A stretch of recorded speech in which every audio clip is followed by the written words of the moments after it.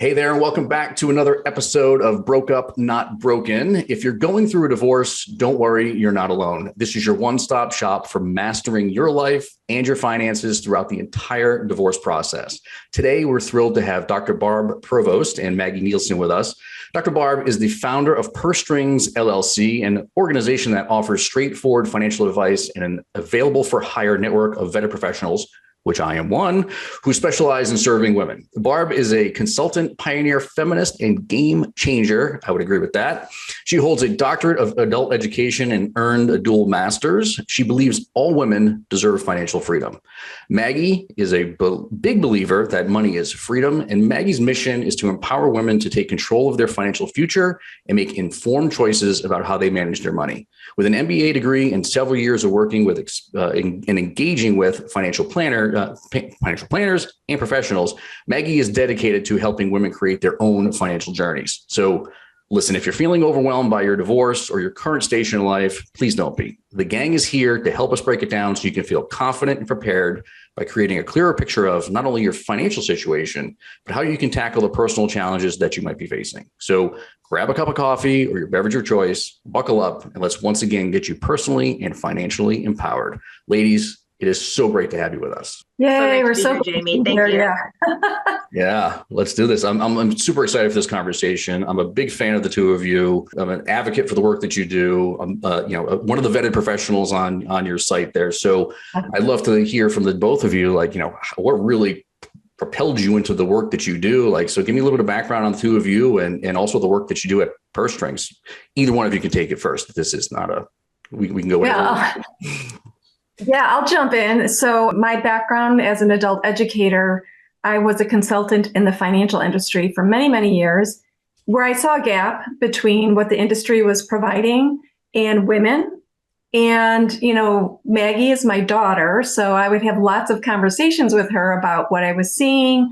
And then when we'd run errands, I'd see women of retirement age. I'd say to Maggie, why do you think these women are doing this work?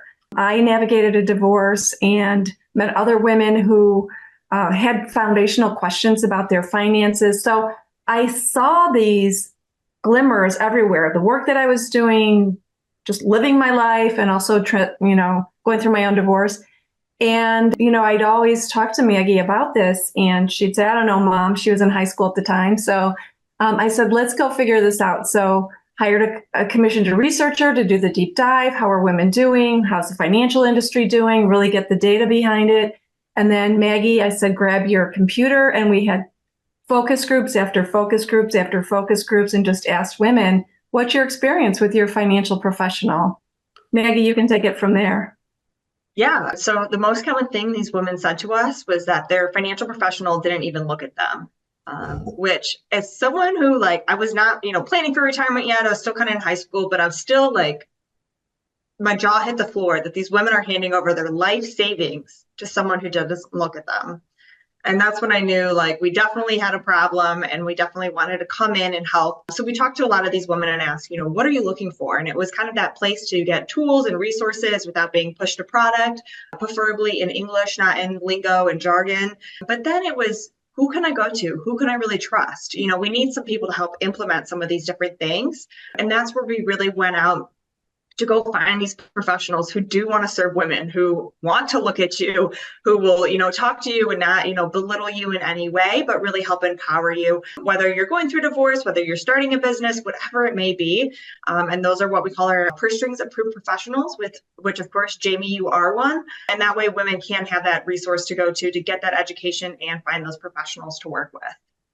Awesome. I cannot believe that you're coming out of that focus group, that was the experience that most women have. I guess I can and I can't believe it, right? Because I've been a financial planner for almost 20 years now. And I remember even, I started my career in 2004 in a big name firm called Morgan Stanley, right? With the big mahogany desks and everything was, very, very, very fancy. And it was past the time where you could still smoke in your office. But I can see where you're coming from, right? And I think that's one of the things that when I used to coach and train financial advisors at a company called Fidelity Investments, I did that for a few years. And one of the things that we always talked about was really just leading with empathy and compassion and the EQ, the emotional stuff, right? Versus the IQ, because I'll just say it, not to be sexist, but dudes like me, that's kind of where we start, especially in the world that we're in, where it's like, oh, well, you have this problem. Let me tell you how I'm going to help you fix it. Yeah. Versus getting an understanding of, okay, well, why is that a problem for you? Why do you have that concern? Really diving deep into the why behind, the women that you're working with are feeling the way they are. Yeah. It's funny when I tell people, women, the women told us their financial advisor didn't even look at them. They just nod their head and they go, yeah. And then they tell us their story of exactly what happened to them. So it's universal. Whenever I say that, nobody's ever said to me, oh, that never happened to me. They're like, it happens to me all the time with my financial advisor and lots of other industries as well. So, but in the financial industry, there is a lot of training that goes on that is targeted on reaching a goal at month end. So it gets very transactional and very product salesy and not relationship building. And then that's where it falls apart for women and they just don't trust.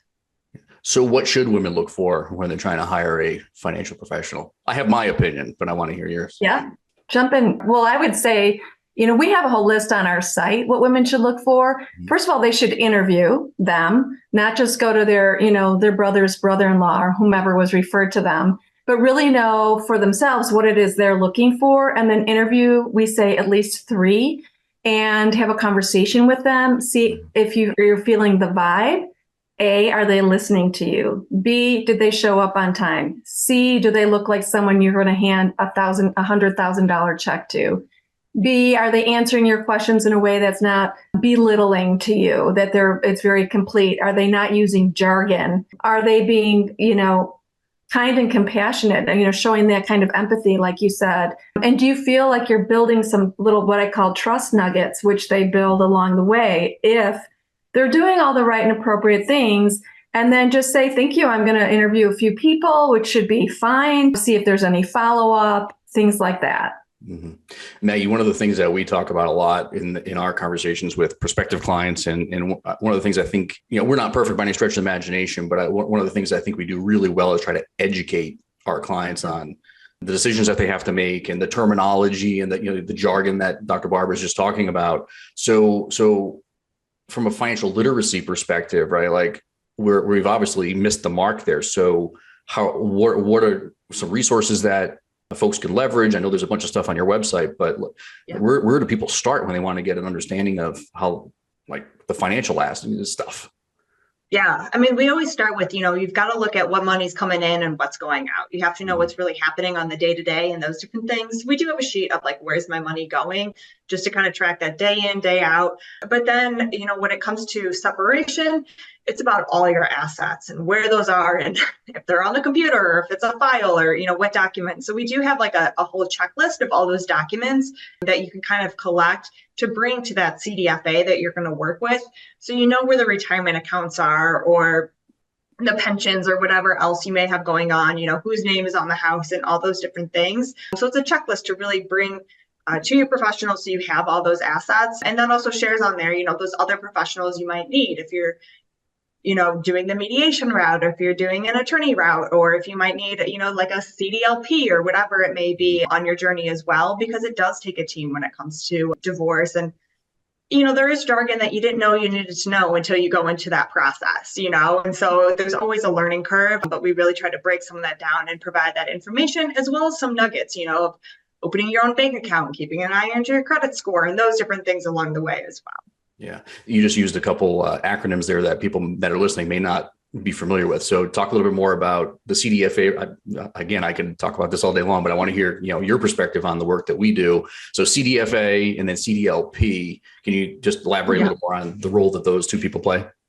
Yeah, so the Certified Divorce Financial Analyst is a type of financial professional who really helps you with the finances. So we always say, the attorney, they know the law, they know the legalities, but the CDFA really knows about the finances. So really dividing those the house assets, those investment assets, because a dollar today is not a dollar tomorrow. And we want to make sure those assets are split well. But then a CDLP is a certified divorce lending professional, and they help understand kind of the house and the assets. And let's say you're buying the house off your partner, how does the child support play into that? What if you only get the child support for 2 years? How does that play out to the loan? And all these different moving parts that are really nuanced aspects when it comes to divorce. So having a professional like that can really help you understand, can you afford to keep that house, or if that's the best fit for your financial situation, and how to make that happen with the loans and all those things as well. Got it. Thank you for elaborating. One of the things that we always come up against, it seems like everyone wants to keep the house. Yeah. But and I don't know, and maybe you can kind of glean some insight into this. So it has to be an emotional attachment to it, right? There has to be, because when I look at the mathematics of this, sometimes I had this conversation the other day with another client. I'm like, as a matter of fact, it was a prospective client I talked to yesterday. She literally broke out the spreadsheet she had, and she had about a $4,000 a month shortfall in her budget if she were to keep the house. And I told her, and I said this in jest, but I kind of said it like to help her bring her back to reality. Like, I feel like we're really good at what we do, but I'm not a magician. So where do we go from here? So how do we handle that? Like, I mean, what are you, obviously you talked about the emotional aspects of that and some of the things that women want to think about, like just carte blanche here. Yeah. So I get that, right? It's the house you've raised your children. Maybe you brought your babies home there. You had a nursery. You've had a lot of life and family experiences there. Maybe they're in your school district, or you like your neighbors. There's a lot to have to change and upset if you feel like, do I have to move? Like, can I just stay put? Everything else is unrest. The family splitting up, the children are undone. Can I at least stay put? However, it's like you say, it's not always financially savvy to do so. And even though it's an emotional decision, you really need to look at the finances, because when women are, venturing out on their own after divorce, oftentimes they lose money, right? It's a lot harder to make ends meet.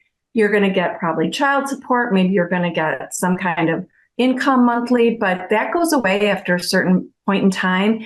And now's the time to make really good but very difficult decisions on maybe downsizing, moving to a smaller house, maybe trying to stay into the same community, but really being open to options. And I can't say that enough, because these financial decisions and impacts will impact you in your future to the point where it can be really detrimental. And yeah, just to piggyback on that, I know it's really just diving into, why you want to keep the house. As I know when Barb, you got divorced, we moved and we rented a house, which was really great because, man, if we kept that lawn that we had to keep up with, if we kept all the different things, the AC units and the roofing and, all the different things, the shoveling, I mean, we wouldn't have been able to do it because that's something we used to do as a family of 4. And now that it's just 2 of us and, I was going to school and you're working, we don't even have time to manage all that much as want to do all of it. Right. And so it's really kind of thinking now as a one person owning the house, like, can I afford to and have time or want to do all these different things that we're not house people. We're not, we're not fixing things. So it's like, all right, it's either have more money to hire out or find something smaller or different that, it's a homeowners association where they take care of the shoveling and everything else for you. And then it's a lot easier. So it's also, kind of seeing what's on your plate and what's that best next direction as well. Yeah, you have to plan for the contingencies also, right? Like the water heater is bound to break, or there's going to be, I know where you are, Dr. Barb. I mean, it's you have ice dams in the winter with snow and everything else. I grew up in New England, so I'm well familiar with ice dams and water leaks in the winter. So it's things like that happen all the time. So, and one of the things we talk about with pretty much everyone is make sure you have that emergency reserve, there to cover those expenses, because day one of your newfound life, you go from maybe a dual income family to a single income family, or you went from being the homemaker to now you have to figure it all out. And if you don't have a cash cushion in place to be able to support yourself when the inevitable happens, it can be a real problem. You go into more credit card debt and so on. And, it's not sexy, but that's one of the things we talk about all the time, and just, putting some cash to the side. Yeah, it's so important because it's not if it happens, it's when it happens. And houses are expensive, like you say. I mean, houses are expensive. And I am, like Maggie said, I'm not a house person. I don't do maintenance. I'd have to hire out for all of that, which is expensive. So I really made a clear decision to downsize to a place that was more affordable and accommodated the fact that I didn't want to do the lawn and all of that. Either one of you can take this question, but what are some of the other financial pitfalls that people come across either during the divorce or after the divorce that they need to prepare for? The one that I really hear about a lot is it's emotional time. I totally get that. But people either want to rush the process or do it all themselves and like make decisions out of a really foggy head. And both of those are just really bad errors to make. And I can see how they're so easy to fall into. It's not something you want to sit and enjoy and take your time in. But once that divorce decree is signed, it lasts. It's much harder to go back and change that if you even can. And so just taking the time from the beginning and doing, taking your time and going through it can really, affect your retirement in all those years after. So you just want to make sure you take it slow and have those professionals. I mean, I even talked to other people who are CDFAs who got divorced and they need to hire someone else because you're just in a fog. You can't take care of yourself when you're in that mental state.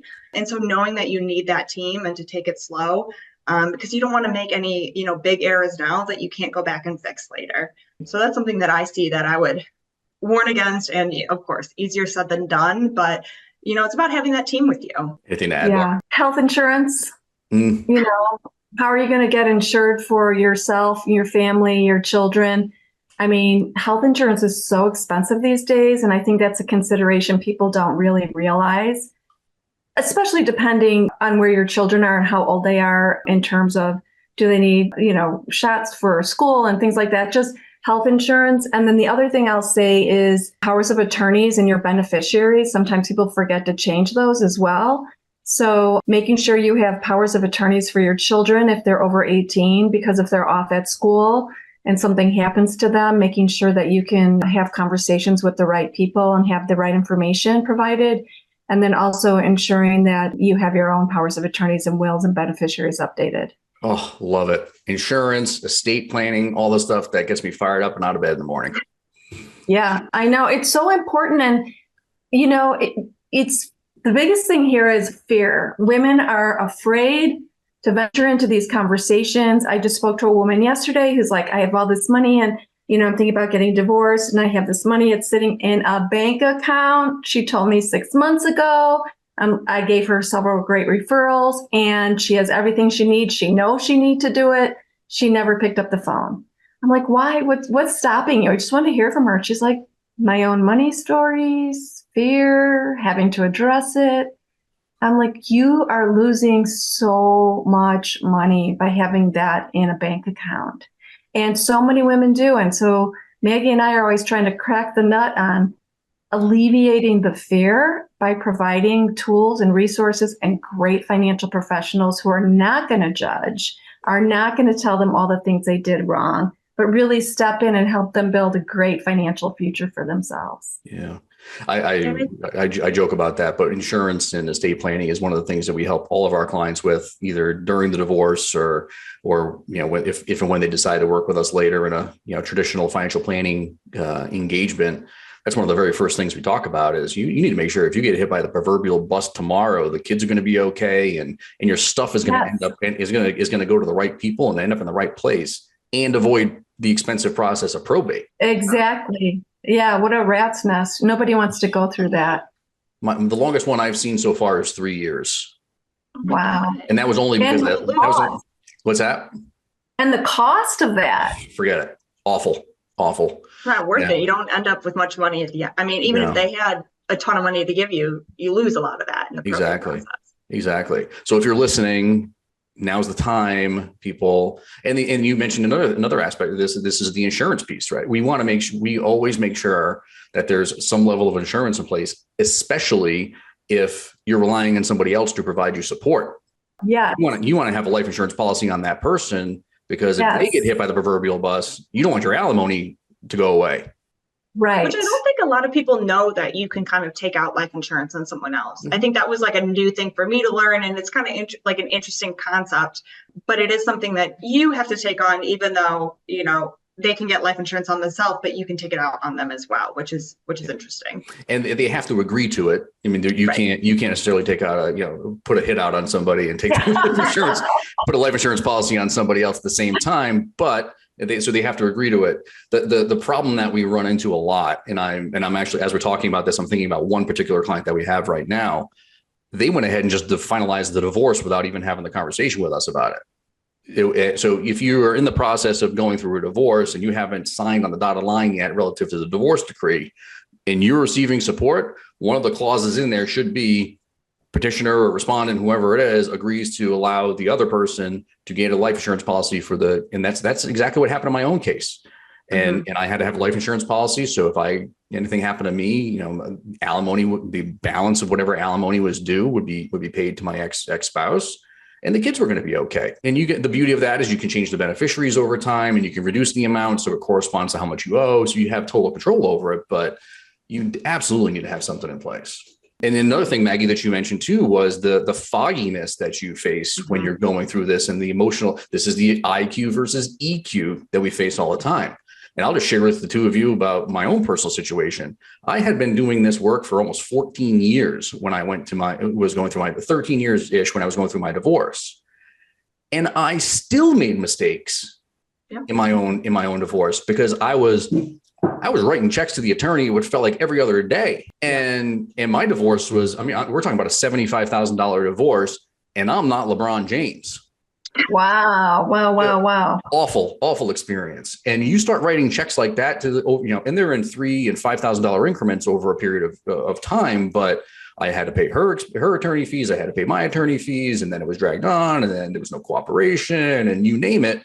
And it was just awful experience. So you get to the point where it's like, hey, I just got to end this, because it's costing me more than it's worth. So just sign on the dotted line, and then you look back and you're like, oh no, why did I do that? I know.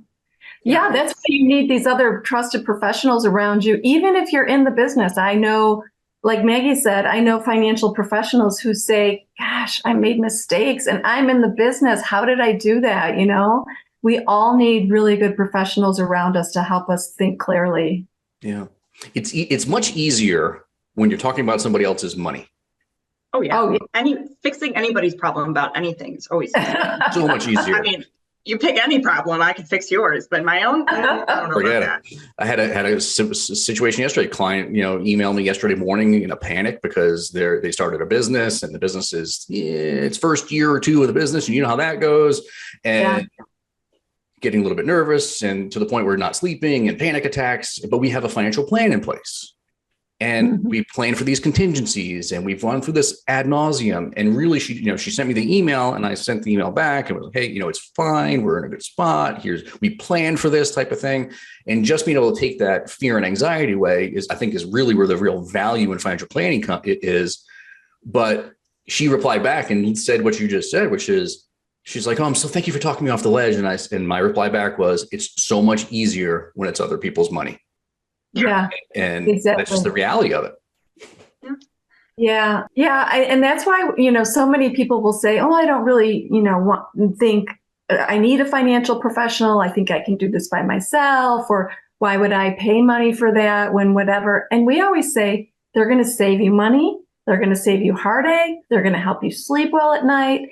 And really, if you invest wisely by using an expert, it pays for itself versus you trying to navigate and figure it all out on your own. I mean, these people are seasoned. They are, they have the creds, and it would be like me trying to rewire my house. All I want to know is the light's going to go on and off. I don't want to know how it works. That's why there's value in an $89 oil change. Exactly. I could go out there and I could put the Jeep up on the ramp, the lift or whatever it is, change my own oil, but 4 hours later I'd be done. Or I could go drive it down, pay $90 and get it done in 15 minutes and move on with my day and know it's done correctly. So there's that. So I was like 4 hours. That seems pretty impressive. I don't know if I would be like. I have computer hands these days, Maggie. So I'm not sure if I would even be. I might be able to swing a wrench. I can swing a wrench. I'm not too bad. But we talked about some of the mistakes that people make during divorce, and even kind of on the tail end of it. One of the things we help a lot of people with is that future financial planning, retirement planning, and those types of things. So what are some of the mistakes that people make there pertaining to 5, 10, 20 years into the future? Well, I found my life changed a lot financially, and I didn't even think about 5, 10, 20 years in the future. I was just thinking about how am I going to get through today and then tomorrow and then the children and all of that. But you do have to make sure you're thinking about those consistent and ongoing contributions, like to a 401k or a Roth, and not to forget that even though you're trying to get through today, because you're in this kind of craziness going on, this too will pass, and that you really have to think about the consistent and repeatable savings that you need to do to also save for your financial future, because women will age alone. They will be responsible for their health and wealth and oversight at a time where it's very expensive. And we can't forget about that as well. So we have to make sure we're focusing on our future too. Anything to add, Maggie? Yeah, I was going to dive into kind of like the Social Security aspect of, just because a lot of people don't know that they can take out or I'm going to get the wording wrong, but take out their husband's Social Security or take that as theirs. And that doesn't cut from their pot. They don't know about it. It doesn't take away from them, but it might be a better option for you. Or if you're thinking about getting remarried and just making sure, if you're right around, 65, 67, right around the Social Security time, making sure you either wait or talk to a professional to make sure you can still do some of those Social Security things and make a plan around that. As there's just a couple, aspects and details that I just don't want women to leave money on the table when it comes to those things. I'm sure you can explain that a bit better to your audience, as I just know a couple nuances, but those are some, aspects that we have to remember. Even if you were married, for 10 years in your 30s, that can still play out in your 60s. You pretty much hit the nail on the head. I mean, you're spot on, right? I mean, the benefit of Social Security is, or the claim you claim on your ex-spouse, right? So you have to have been married for 10 years. So there's some rules in place. As far as remarriage goes, there are certain rules and thresholds that are in place as well. I don't remember off the top of my head either exactly what they are, because it's very, very nuanced. But and this was a mistake my mother made. She divorced my dad I think they were married for 12 years at that point. So she would have been able to take his Social Security at her retirement age when she was able to do that. And then she subsequently remarried and just derailed the whole thing. So you want to make sure that you understand those nuances because people get divorced, they get remarried all the time. Sometimes they get divorced again and then remarried again. So there are a lot of different aspects of Social Security, and your ex-spouse will never know. It doesn't impact that person. You just go down to Social Security Administration with their Social Security number and yours, and then they'll help you figure it all out. It's pretty neat. And the other thing is pensions. One thing, I don't know how much you come across pensions in conversations, but we see a lot of pensions. We work with a lot of military folk or federal employees. There are a ton of rules and regulations in place that you want to make sure you understand, because if once you make a decision on a pension, that is an irrevocable forever thing. So if you have a spouse that has a pension and you're entitled to some of that benefit, you want to also do a pension valuation on that too. Because a payment of $1,000 a month, $12,000 a year, let's assume you're going to get that payment for 10 or 20 years. It's not worth just 12,000 times 10 years or 12,000 times 20 years. There are discount rates and interest rates and longevity calculations, also stuff that have to go into that. So just from my perspective, that's not kind of like Social Security. That's another place that people make mistakes all the time. And we help with all those pension valuations, which is nice. And people make sure people don't divide up the assets the wrong way, because pensions have a real value beyond, $1,000 a month. Yeah, exactly. These are I think the nuances where we're always like, this is why you go to a pro, is because you don't know what you don't know about these things either. And once you dive in, it's a whole basket case. So it's like, just hire someone who has done this, 40 other times and can tell you that, these are, we need to look at the pension. We need to look at this, life insurance policy. We need to look at these different things because they're easy to kind of forget or not understand or rush through. Yeah, exactly. It's complicated. Famous last words, right? I mean, it is definitely complicated. But we're all here, the three of us and all the professionals that are on your website and folks like myself are out here to help. So I'm sure you have some pretty good case studies that you've seen along the way. Well, we always tell women, determine if you need first a mediator or an attorney. And like Maggie said, we have this great divorce guide called Everything You Should Do Before You Mention the D Word. So it's all about prepping, right? Because it's how often do people really have all their ducks in a row? Where's their insurance? Where are all their accounts? Where's the pension? Where's the 401k? How much money is coming into my household? How much money is going out? I mean, once there's work involved, right? It can be really overwhelming, but there's work involved up front. And once they can get all that paperwork in order, it's going to save them money because then they're going to be more organized, right, Jamie, when they go to you with their pile of paperwork and say, this is everything I have, or go to an attorney or a mediator. And then, decisions about the house. They're experts on that side. Are you going to sell? Are you going to buy? Do you have the money? What's your new income? All of that's changing. So while we don't like to scare people, we often do say it might take a team of people because it might take a mediator or an attorney or both. It might take, a CDFA like yourself. It could take a lending professional and a realtor, right? There's 5 people right there. So it is kind of an investment up front to really hire and leverage this area of expertise, but you're going to make right decisions that'll impact you going forward. So, divorce is a hairy time, and this is when you want to lean on your experts and pay for that expert advice to make the best decisions for your future. Yeah. I call it creating Team U. Love it. I love it. Yeah, creating Team U, which is one of my biggest mistakes in my own divorce. I feel like you left out of your team. What's that? Who do you feel like you left out of your team? Or did you just have an attorney? I just had an attorney. I probably should have hired my own CDFA. And I think from my perspective, I always tell people you need to have your loved ones, your family there to support you. That you have that support. You have a therapist, you have a divorce coach, somebody that can help you handle the emotional aspects of things. CDFAs like myself to handle the financial. You have your attorney. I mean, the list goes on and on of resources that are available. And some of these resources weren't available in when I was divorced. A lot of this stuff is new. I had no idea that divorce coaches existed, or even just the Facebook groups that are out there. We have a Facebook. Yeah. We have a Facebook group called Preparing Financially for Divorce, which is really just us to give free guidance and resources and everything else on a daily basis.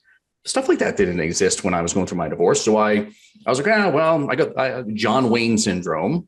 I was like, I have the financial piece of this down pat, no problem. I'm going to hire a really good attorney, and then I'm just going to keep my family, at arm's length because I don't want them to be involved in it. And it just like I lost family and family members over it. I lost friends over it because they were only hearing one side of the story, and I didn't want to bring it in. It was just a disaster. But lessons learned for sure. Yeah. So I really appreciate the time and the work that the two of you do and being able to work with you, right? I mean, this is, I think we're all in this for all the right reasons. So kind of, this is the carte blanche, open mic session of this conversation. Any last tidbits or anything that we didn't cover that you think listeners should hear from the two of you? I think it's about creating your team, finding the right resources, and really, this is the reason why we created Purse Strings. We did the heavy lifting for these women, whether they're going through divorce or widowed, needing to pay down debt, they want to buy a house, wherever they are in their financial journey, we give them these free resources and access to a spectacular, vetted financial professionals like yourself who are going to be there for these women to help them make smart financial decisions. I mean, that's our mission. There's no other place like it that really focuses on women in this way and gives them access to these free tools and resources. And we talk and vet every single professional that comes our way. So we don't take all comers. We're very selective. And we just want women to know, use these resources. We're here to help women live a life that we say is financially fearless and full of choices. That is awesome. Well, all the resources are going to be up on the website for everybody to access. So if you're driving, don't hesitate. Don't like pull over and start jotting down Dr. Barb and Maggie's information. Flattered. What's that? I'm flattered though, if you were. Yeah, if you were screeching halt on the freeway to jot down Maggie's contact information. But we'll have all their contact information, links to the Purse Strings website. Again, I can't be more of an advocate for the work that the two of you are doing. It's amazing, and it's good to know that people like you exist and you're out there and helping as many people as you possibly can. So, thanks again for tuning in, for listening to our conversation today. Like, follow, subscribe, do all the things you need to do to make sure you get up to date on all upcoming episodes and for future episodes. So, thanks again for listening in. I appreciate you doing so, and thanks again, ladies, for your time today. Thank you, Thank Jamie. you.